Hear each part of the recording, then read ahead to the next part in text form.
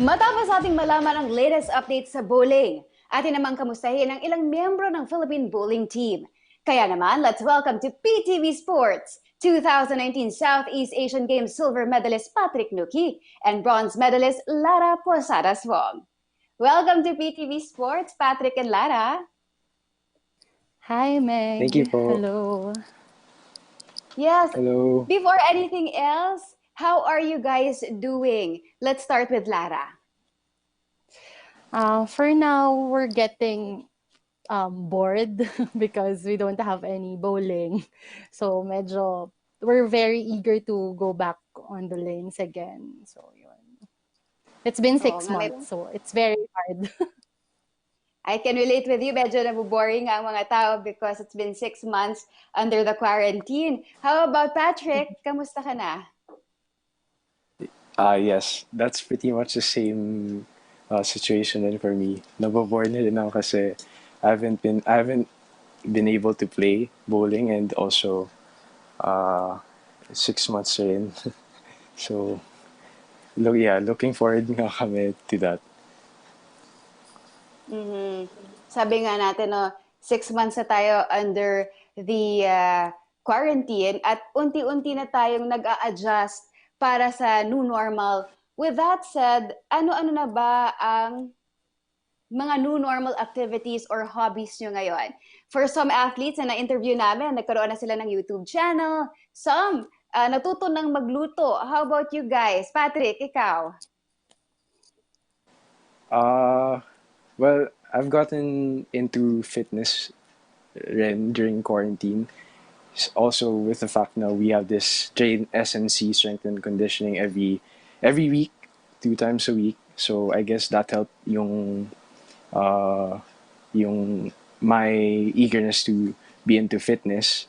So I invested in some extra time besides yung training namin. And also I've been getting into reading books. Yeah. Oh, nice. Reading books. Ano naman yung mga latest books na binabasa mo ngayon? Actually, I have this one. It's called Think and Grow Rich by Napoleon Hill. Aba, So, that's nice. yes, I'm actually reading that May now. pagka-business yata yan, no? Alright, how about Lara? Ano ba yung ating pinagkakaabalahan or new hobbies ngayon? Actually, I enrolled in an online class. So Mhm. it's real estate management. So I don't go to school. Every Saturday siya online class. So it's whole day thing kasi it's the only time that I'll have time actually. And then Ah, I also have a small business. I built it like 2 months ago actually. mhm. It's an onigiri online business. So yun, that's keeping me really busy these days. So Mhm. business is doing good. Miss na Mhm. nilang mag-Japan eh. That's nice to know. Pero at least, no, kahit na sabi nga natin na nasa quarantine tayo for the past 6 months, nagiging productive din. And you discover new business, diba? Alright, pagkatapos ng SEA Games, I know you guys were hungry to compete. Unfortunately, dahil nga sa pandemic, madaming competitions ang hindi natuloy. Pero what were the events that you were looking forward sana this year? Lara? Actually, this year we have the World Singles. That's every four Mhm. years. So I was really looking forward to competing and coming back to that again because I represented 4 years ago, I think sa Qatar with Krisha and Mhm. two other guys pa. So I was really looking forward for that kasi sobrang the competition is really intense. Tapos only two representatives per country. So talagang yun yung gusto ko. Kaso yun nga, for now, wala siya. Na-postpone siya. I think all of the tournaments will be moved. Mhm. Pero at Yeah. least tuloy pa rin. Tuloy pa rin yung competition na yun. I think so. I think so, oo. How about Patrick? Actually, I've been looking forward to the World Youth Championship this year. I think it was supposed to be this month nga actually. And kasi I believe during 2018, the last team, but I wasn't in there, they were able to place in the team event. So I guess coming forward to this event or this year, I was looking forward to play with the team and uh, hopefully win another medal for the country. Mabalik lang ako no, sa 2019 Southeast Asian Games. How would you assess your performance personally last SEA Games? And ano-ano ba yung mga natutunan nyo na magiging malaking bagay para sa 2021 SEA Games? Patrick? Well, my experience in the 2019 SEA Games was really a big one for me kasi it's the biggest tournament I played in so far, and I've gained a lot of experience along the way. Pero that tournament talaga, I was able to experience so much emotion and learnings from the game. So uh, uh, an example would be like how to compose myself and how to read the lanes better and all that. With the help of yung coaches namin, of course, sila Coach B-Boy and si Coach Joe, and also the coach we had last December, si Coach Robert Anderson, who is in Sweden right now. But yeah, I think it was a great experience and tournament for me to hopefully bring forward to the 2021 SEA Games event. I remember, Patrick, no, nung nakausap kita before the Southeast Asian Games, debut SEA Games mo yun, di ba? And sabi mo nga medyo Yes. kinakabahan ka and you were hungry to win a title for the country. How does it feel na naka-silver ka? It still feels great up until now kasi that feat was truly something I didn't expect the whole year to achieve kasi the Mhm. start of the year I was just a youth member of the pool mostly, and I was mostly looking into yung youth tournaments, not SEA Games at all. And just for me to win that medal, that silver medal with the team, with my teammates, it's great po talaga. Up to until now, it's so unreal to me. Pero yun nga, it's I'm looking forward to more events with the team and to represent the country. Mhm. How about Lara?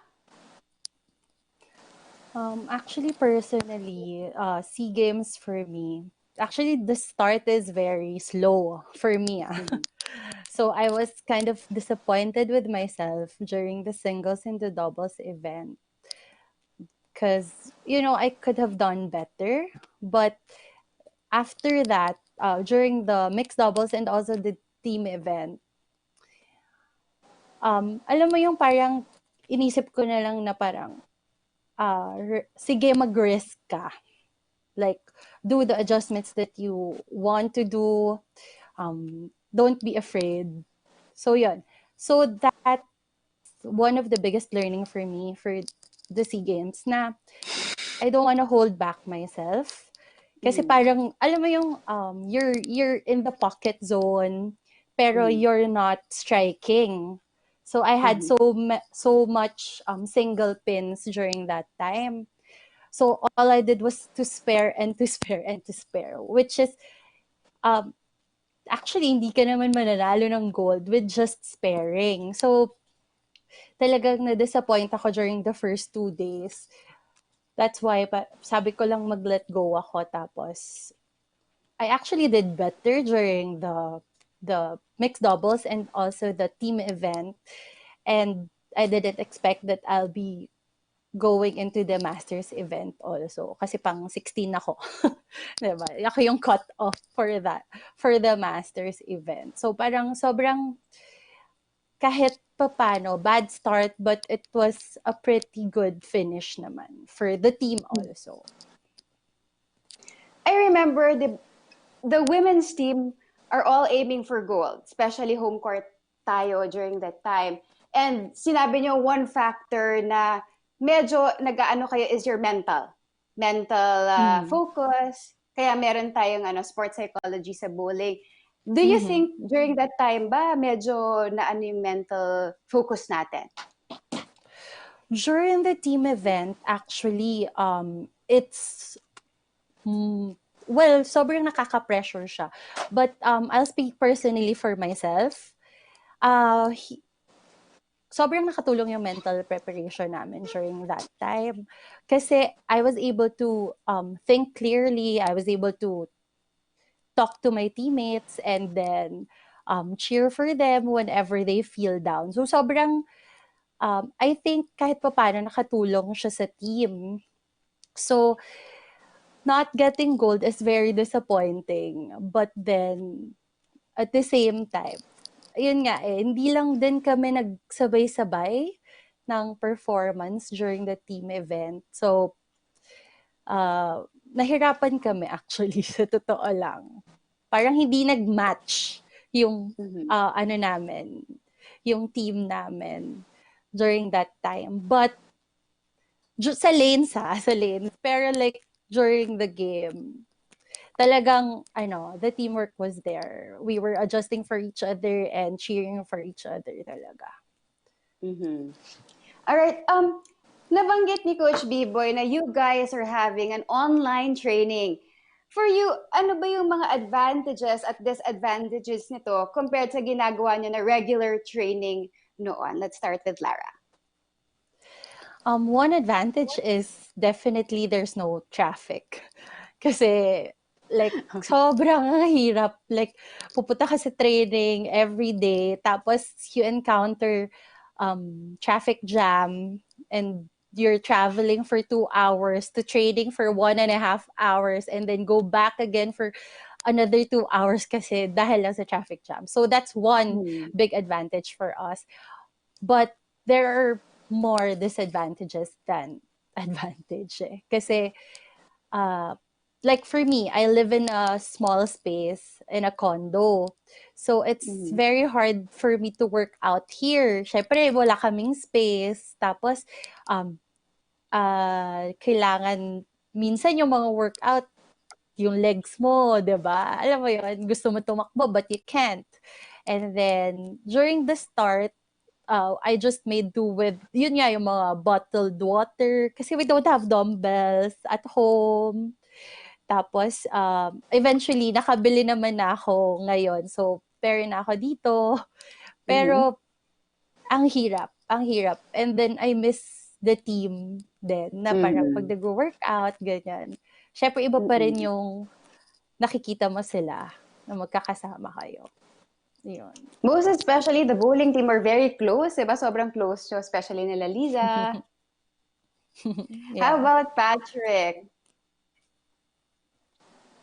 Yes. I think same rin kami ni Ate Lara with mostly the advantages. Yun nga, yeah, you don't have to go through traffic na nga kasi you're just doing it at home. So, you just go down sa living room or sa workout room mo and you just put down the laptop and then, ayun na, you're connected with your teammates and yung coach namin. You get to do all these exercises. Pero I guess an disadvantage yun would be yun nga, you wouldn't be able to see yung teammates mo. Kasi for me, I find like motivation from my teammates rin. When we train together sa SNC and with seeing them nakakatulong rin kasi you get motivated. You see them working out personally and then you want to do better and I guess another disadvantage would be yun nga yung you wouldn't have a lot of equipment kasi before the quarantine sessions we had yung regular training sessions namin we would have lots of equipment. We had yung kettlebells, the yoga mats and yung weights. So a lot of these play a big role sa workouts namin. And yun nga, if you're just stuck at home with little to no weights, mahirap siya adjust. Pero yun nga, yung what our coach did was he told us to he made us get bottles or tumblers as we would fill them up with rocks tsaka water to use that as weights instead. Nakatulong din. Pero first for me, I tried to invest in kasi I got into fitness so I invested sa weights and all that. Pero nakakatuwa nga eh, gaya nga ng sinabi ko, ang mga Pilipino is very resourceful when it comes to training. Alright, in connection with this, ano-ano naman yung mga personal efforts na ginagawa nyo to maintain your strength and conditioning, Lara? Personally, other than the training that we have, I do extra cardio. Like, alam mo yung sa mga ano lang, Fitbit app, and then Oh, I use yeah. that one, and then ano ko lang sa laptop ko or sa TV, ta's gagayahin ko lang sila. So that's extra Mhm. cardio for me. And then also, ano pa bang ginagawa ko? Oh, I also do yoga and Pilates from time to Mhm. time kasi I need to stretch out my body. Actually, because of the training, medyo tapos wala kaming physical therapy, Mhm. walang massage ngayon kasi Mhm. delikado syempre. So sobrang Yeah. nagsi-stiffen na yung shoulders and also the neck. So I do yung foam roller at home lang Mhm. din to keep Mhm. me loose kahit papaano. Especially sa bowling, no? Because muscle control is very Yeah. important. How about Mm. Patrick? Actually, I try to stick to the routine namin for similar to the SNC. Pero once in a while, I try yung jumping rope and running kasi nga cardio is important for bowlers and to keep that endurance going. And with not being able to play, I guess that could help when we come back eventually. So we're Mhm. stronger and somewhat better. Aside from your sports career, how did this pandemic affect your personal lives, Patrick? Uh, well, I guess I'm not able to go to college like physically. 'Cause I guess that's a part of my personal life. So yun nga, with schools being suspended or not suspended, being required to go to online schooling instead, you don't get to see most of your friends or classmates in personally. So you only get to talk to them online through video calls and calls. And yun nga, being at home for 6 months, it gets to you eh. Parang you don't get to see your friends and all that. So you just stuck here at home, trying to find stuff to do like yun nga, yung exercising or reading books for me. Mhm. Oo nga, malungkot. I'm sure everybody's malungkot kasi nawawala yung ating social lives and catching up with friends. How about Lara? For me, right now yung business kasi namin is construction. So I work with my dad uh with the business, with the family business. So it was put on hold for the whole ECQ, so around 4 to 5 months. And then since my dad is already a senior, I always have to go with him to meetings, para assist him. So I don't want him to go alone din. Kasi nga, yun Mhm. na nga, senior na. And then, mamaya alam mo yun, disinfect everything. Sobrang Mhm. nakakabra na yung ganyan. So, the business was down for a while. And then, we have a few employees na lang din. So, it's very hard for us, for personally sa business namin. But, actually, meron pa din namang good side to it. Like ako, I get to spend more time with my family. since actually since I was part of the national team, Mhm. parang every June yung birthday ng mom ko, wala ako. Mhm. Birthday ko, wala rin ako madalas kasi may tournament kami. Tapos, birthday ng husband ko, ganun din. Madalas wala rin ako dito. So, this year, I was able to spend every birthday with my family. So, kasi ano lang ba yung pupuntahan ko?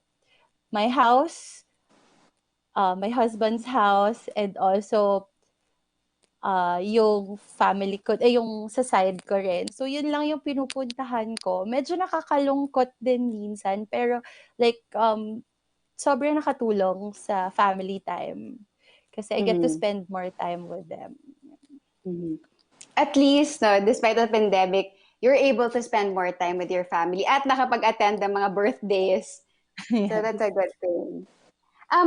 To follow up on that, no, you've mentioned about your business, medyo down ngayon because you're into construction.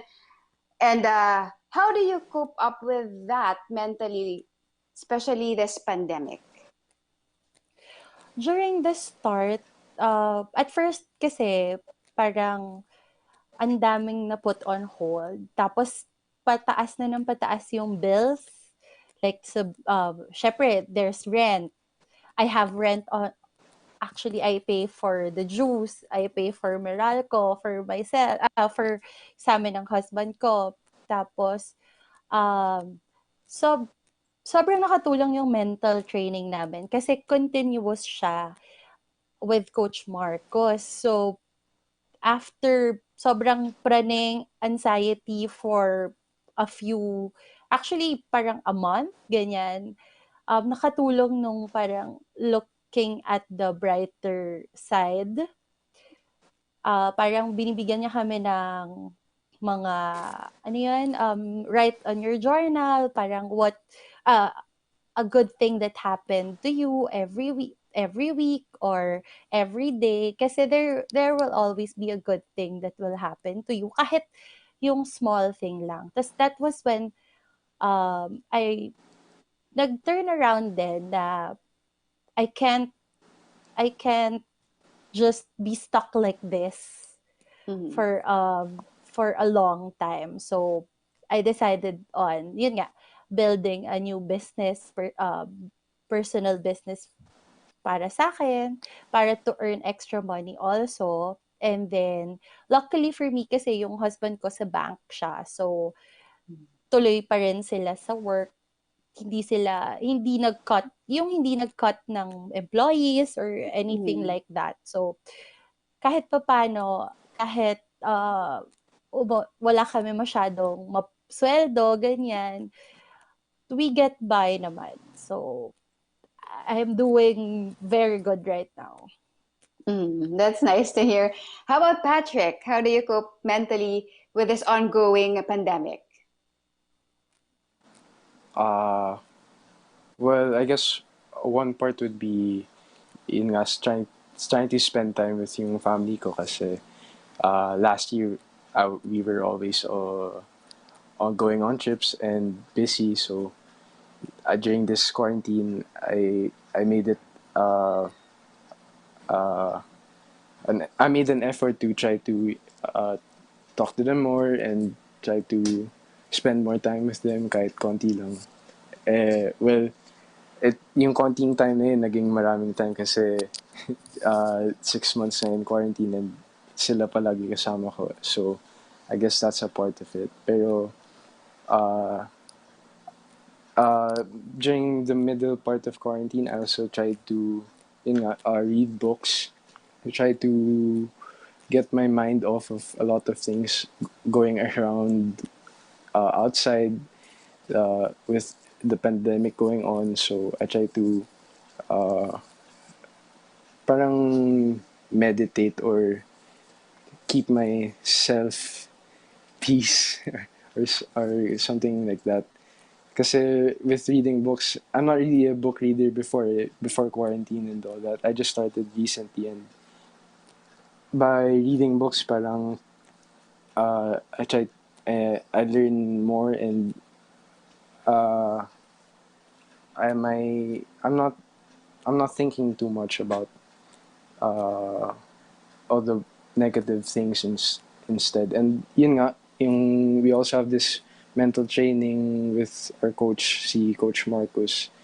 It's weekly. We have these self-reflections and realizations, and to help us cope with what's going on, to keep our mental state healthy.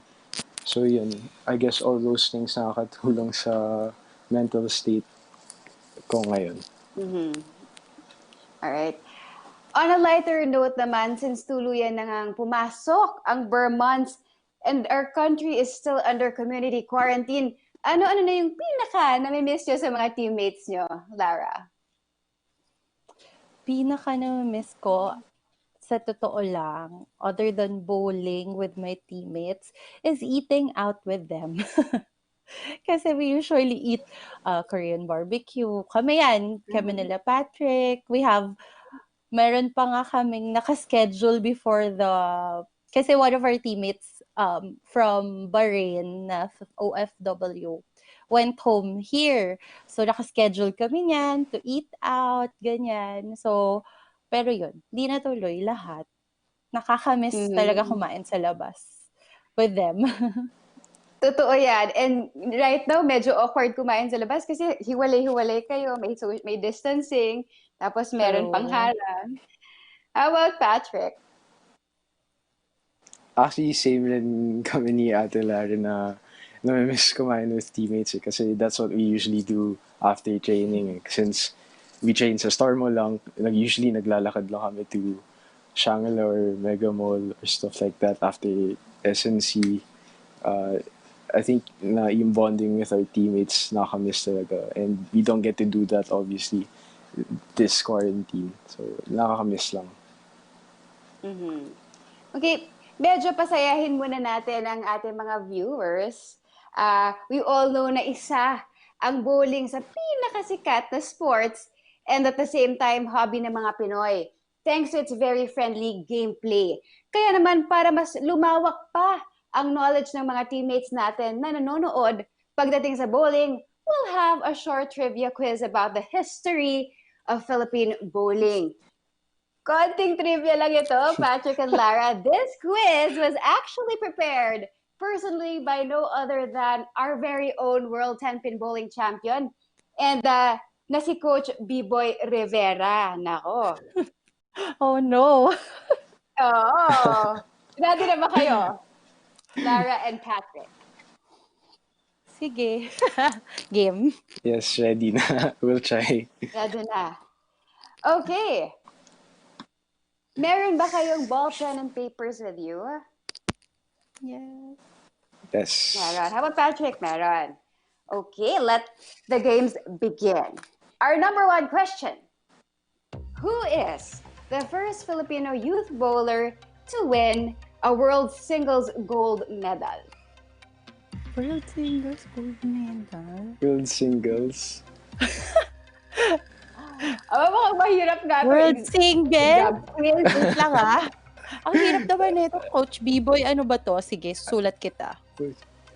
Yes, game na. Lara, I think you have an answer. Ay, sorry. Kita ba? Feeling Feeling ko hindi siya. Botcha Cray. Ewan ko kung nanalo siya ng youth nun.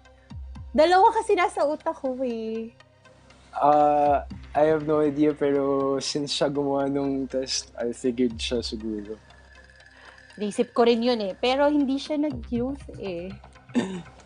Hindi ko rin alam. Sorry na lang sa actual win. Hindi na namin kayo bibitinin. Ang correct answer is Angelo Constantino. Sabi na eh! Teammate niya to! Inisip ko silang dalawa. Angelo Constantino, he achieved this feat when he competed at the singles event of 1992 World Bowling Championships in Venezuela. Alright, number 2 question tayo. Ito medyo mahirap din to, I'm sure. Ilan na ang bowling world champions ng Pilipinas? Ito lang kaya ko. 6 people lang kaya ko. Sino pa ba? Okay. Patrick, kamusta ka na? Pang ilang number ka na dyan? Sama ko nga si Tito Angelo. 3. World din naman siya, di ba? I have 7. I have Paeng Nepomuceno, Bongku, Krisha Tabora, B-Boy Rivera, Lita De La Rosa, CJ Suarez, si Tito Angelo Constantino, kasi world yung pinanalo niya. Yun lang, 7. How about Patrick? I have 4. 4 lang compared to yung 7 kay Ate Lara. So, number 1 si Paeng, si Krisha, DJ Suarez, si Bongku, Tita Bong, tsaka si Coach B-Boy. The correct answer is 8. The list is made up of the most decorated bowlers in the country, including 4-time Bowling World Cup champion Paeng Nepomuceno, 4-time 10-pin Bowling World Cup champion Bongku, 1979 FIQ WTBA World 10-pin Bowling Championships gold medalist Oliver Oli Ongtauco, 4-time world champion Lita De La Rosa, Olympic gold medalist Arian Cerdena, 2002 World Bowling Championship CJ Suarez, 2006 WTBA World 10-Pin Bowling Championships gold medalist for men's single B-Boy Rivera, si Coach B-Boy, and 2017 QUBAI CAAMF Bowling World Cup champion Krisha Tabora. Yun. So, 8 silang lahat. Alright, punta naman tayo sa ating number 3 question. Who is the only Filipino bowler to win 3 consecutive SEA Games Master Gold Medal? Si Coach B-Boy. Master title. Kay Lara, si Coach B-Boy. How about Patrick? Sino answer? I was gonna guess yun si Coach B-Boy. Pero, not sure. Mali. The correct answer is none other than the golden boy of bowling, Paolo Valdez. Nakuha niya ang mga ito noong 1989 Kuala Lumpur, Malaysia SEA Games, 1991 Manila SEA Games, and 1993 Singapore SEA Games, also known as the 17th Southeast Asian Games. For our last question, who is the youngest Filipino bowler to roll a 300 game? Si Marvin Reyes. How about you, Patrick? Ano yung... No, not sure po talaga. Give up? Give up? Give up na ba? Yeah. Yes, give up na. The correct answer is RJ Bautista. A 300 game, also known as the perfect, is the highest score a player can get in one single game. And para magawa ito, teammates, kinakailangan makapagtala ng 12 strikes para rito. Ano ang message nyo sa ating mga kababayan at sports enthusiasts dyan na hindi na nakapaghihintay pa sa muling paglarga ng bowling sa ating bansa? Let's start with Lara. To everyone, actually, we all miss going out and we all miss going to the bowling center, bowling and watching bowling. So we just need to hold on, stay strong, and we'll be back on the lanes very soon. So wait for us. How about Patrick? Yes, to everyone who misses playing bowling and watching us or the team, stay strong lang. Hopefully, everything will get resolved soon and we can get back on the lanes again. And stay safe lang. Alright, maraming salamat sa inyong mga mensahe. And of course, thank you rin sa oras na ibinigay niyo sa amin dito sa PTV Sports. We wish you all the best. Stay safe, guys, and God bless.